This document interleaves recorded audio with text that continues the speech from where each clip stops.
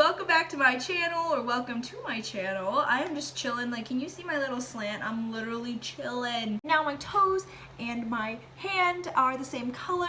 This is by China Glaze in the shade Stroll, 737 Stroll. It's a beautiful color. Thanksgiving is in 2 days, so I thought, why not get my nails all cute and festive. So in this video, I'm just going to answer some of you guys' questions that you guys have been asking. Again, if you guys have any more questions, leave them down in the comments below, because I want to answer them for you guys. But I'm just going to answer like 10 questions in this video. Nothing too crazy, nothing too long. I have my YouTube notebook here, Q&A questions, so I'm just going to go down the list and answer some of them. So I'm just going to do like a couple questions at a time.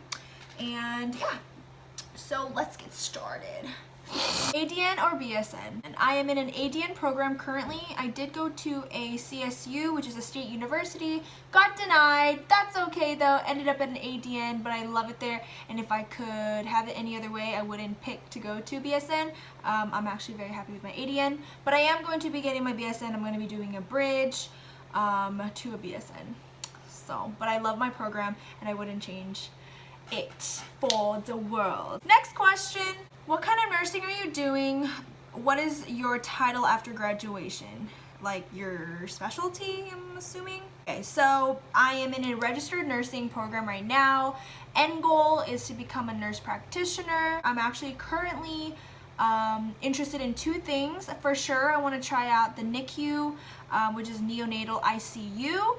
So little babies who need just a little bit more attention, and we just try to take care of them back to back to healthiness so they can go home with their families. Oh, look how cute, by the way, this little OPI little top coat is. This is my sister's. It was in her little what's that called at birthday parties, the gift bags.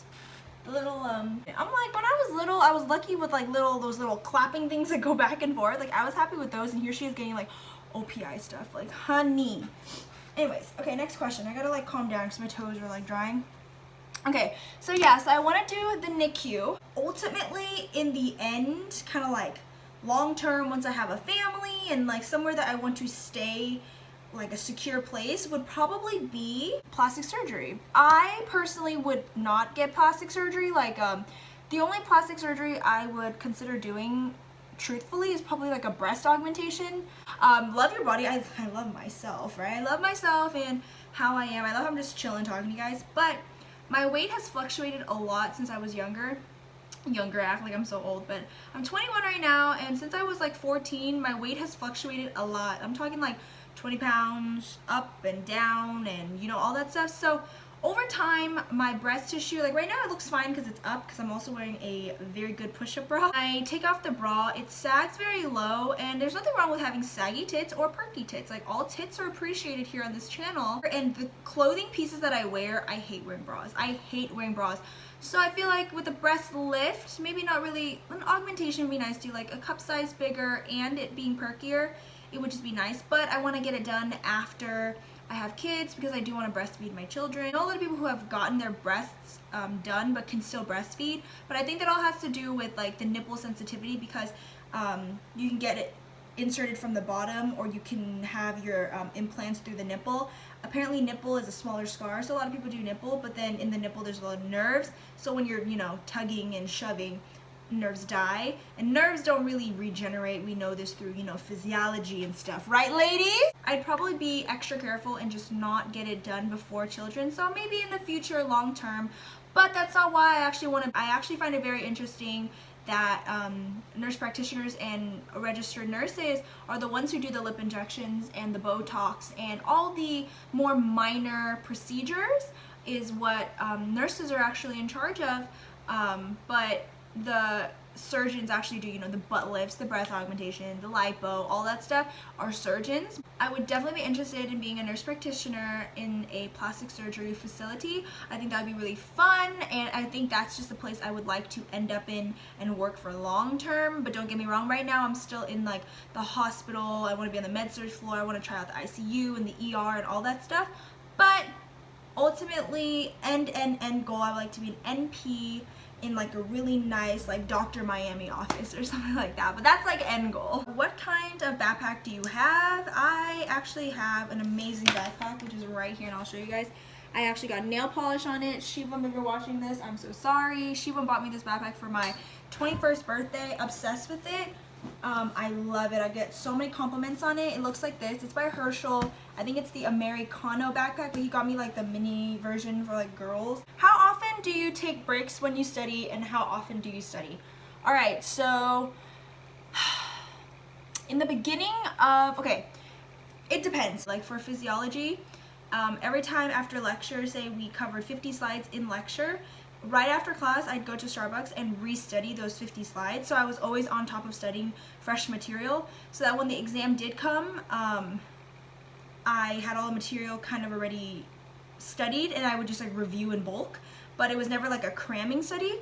But that was for physio and stuff like that, like my prereq classes. I need some water, I'm talking too much. Okay, so for the nursing program though, in the beginning I studied about a week in advance, and I would write study guides. I've showed that in previous videos. You can watch my vlogs, rewrite my PowerPoint notes basically, and in my own handwriting on white printer paper, and I just study that. So I make my own study guides since we don't get given study guides. But I've come to realize, also I'm only taking fundamentals. My first semester at my school, I only have one class, which is fundamentals, and then so one lecture day for 5 hours, and then 2 clinical days a week, 9 hours each. So it's hefty, but it's like nothing too crazy. So if our quiz is on a Monday, I normally don't study till Sunday, but I seem to understand the material because I'm doing very good, fairly good on my quizzes.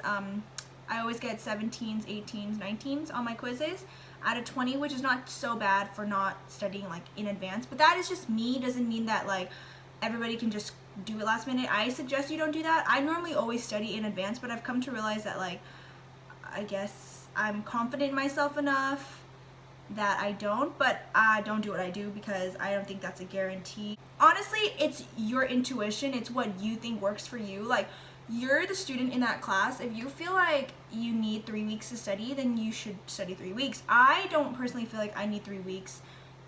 I need 3 days, so then I'll pick 3 days. So it's all on what I feel, if the subject is like hard or not. So that is my answer. Oh, and how often do you take breaks? Back in physio, because I compared to physio because that's when I studied for hours endlessly a day. So like I'd get out of lecture by like 2 and I'd study till 10 at night. So that's like an 8-hour studying a day. I know, I was crazy. I could do it if I know I need to, but like I said, right now in fundamentals I don't, because I don't feel the need to, honestly. But I can definitely sit down and study 8+ hours easily if I know that's something I need, you know? So again, it's all like up to you and you decide yourself. So back then I would actually not take that many breaks, honestly, but I didn't need them. I know a lot of people are like, well, it's good to like take a break or your brain gets fried, but for me, I could study like 2 hours straight, and if I'm enjoying the subject, like physio, I really enjoyed it and I really understood it and I really was determined to get an A in that class. So I could study like 2 hours straight, 2-3 hours, and it would go by really quick. Like by the time I look up, it was like 3 hours that passed, and I was like, where did the time go? So instead of like, oh, I can't wait to take a break, I was like, why is the time going by so fast? I have so much material to cover. But now if I'm studying like a day ahead or a day before the quiz, so if I have a quiz tomorrow and I'm studying right now, I don't really take breaks, honestly. I just kind of shoot through what I need to get done. I'm pretty good at like switching on like grind and hustle mode, and then I'll just hustle through and then I'll just take a break. I don't really like to break a little bit by a little bit, but again, it's all what works for you, but that's what works for me. What do you use to record? I get so many questions on this, but I feel like I've said it so many times and you guys have seen it. I use my phone, so like right now I'm using my iPhone 7 Plus. It's 128 gigs. It's amazing. I love it. And yeah, so that's just what I'm using. It's on this like little tripod thing. Do you go to a community college? Yes, I do, because I'm in an ADN program. What year of nursing are you in? I am my first year, first semester. How long did you study for the T's? I took about 2 weeks on and off studying. I did not grind too hard for the T's. I believe that I could have done way better on the T's. I got a 80.7 on it, but I know I could have done way better, but I did not study that hard for it. I look back and I'm like, that was kind of foolish of me, because what if I did not pass?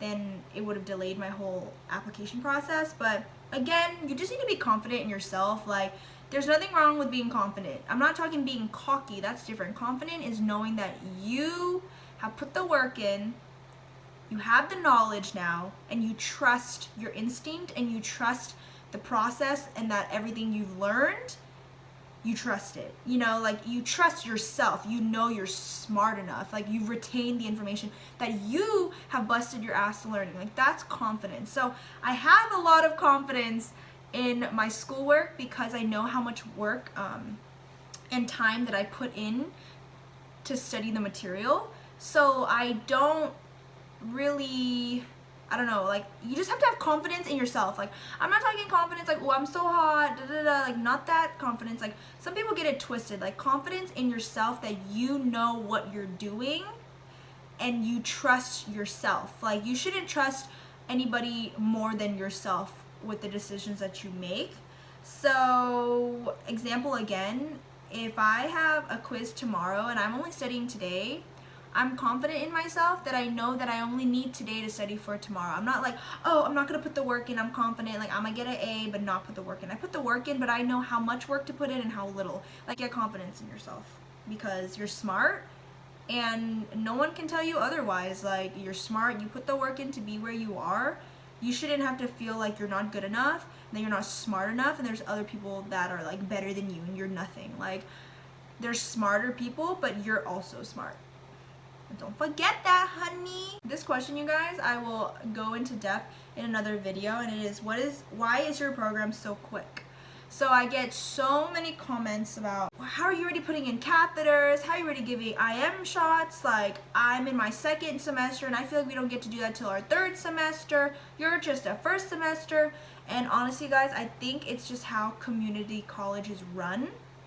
Either, I can't speak for all community colleges, but my community college, we are so quick. The first week of school, you guys, I gave myself an IQ shot. I gave my partner an IM shot. We put in catheter as a skills test already. We did a lot the first week of school. And our first clinical day, my classmate got to put in a catheter into an actual patient. So my program is very quick and very hands-on. ADN programs, so community college programs, normally have more of an opportunity for a lot of hands-on experience than a lot of 3-year colleges. So that is why my program is so quick, is because it's a community college program. But I don't know if all community colleges programs are like that. You guys, I have learned so much. I've definitely been thrown in situations where I'm so uncomfortable, I don't know anything, because I'm just a fresh piece of meat and they just throw me in there with the sharks. But honestly, you grow such tough skin and such confidence in yourself and your knowledge. It's honestly a beautiful thing. And yeah, so I suggest you guys do your research on what works best for you. Are you more of a hands-on person, or would you rather do theory? It's all up to you. Honestly, if I went into a BSN program, I would be perfectly fine too. But now that I can see the other side of what other schools can offer, I would not pick any other school except for my school, because honestly, I'm so thankful for this opportunity, and I'm really happy that everything happened the way it did, and that I got declined or rejected from the BSN program that I applied to, because I ended up learning way more than I could ever imagine. First semester, we already had our flu shot clinic, we did catheters, and my friend who's in a BSN program, he said his first semester was just book work, and they would go to the nursing home and maybe play chess with, like, the elders, and that's it. And I'm like, that's kind of boring, you know what I mean? And it's like, okay, so I see the pros and cons of both programs. For BSN, you can just go a straight shot, get your bachelor's. And ADN, you have way more hands-on experience, way more, but you have to do like an alternative route, which isn't even that bad, because after I get my ADN, which is 2 years, I do 1 year online to finish extra units for my BSN, and then I'll get my BSN. So it's still 3 years, the ADN route. So yeah, I answered, oops, So yeah, I just answered your guys' questions. Send more in, and I'll do these every once in a while just to answer your guys' questions. Thank you so much for watching this video, and I will see you in my next